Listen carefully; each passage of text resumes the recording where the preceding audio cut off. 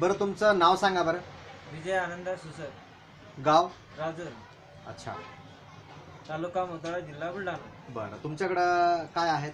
मेंढ्या किती आहेत मेंढरं? 40. 40 मेंढरं आहेत.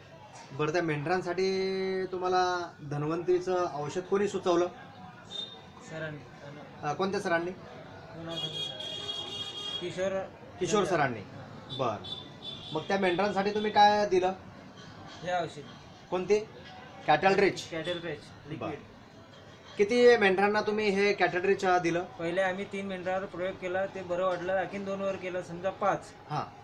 मेंढरावर प्रयोग केला तर मेंढी खायला लागली आणि तिचं शरीर असं पौष्टिक, जसं असं लिक्विड म्हणजे पद्धतशीर वाटायला लागले ते शरीर बी.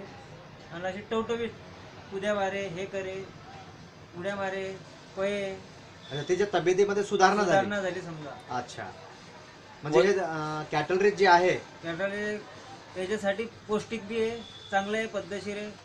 आणि त्याला खायामध्ये ते असे हे करते, भूक वाढवते समजा हे कॅटल.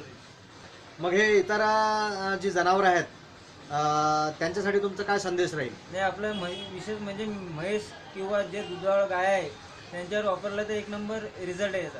अच्छा दुधाळ. धन्यवाद.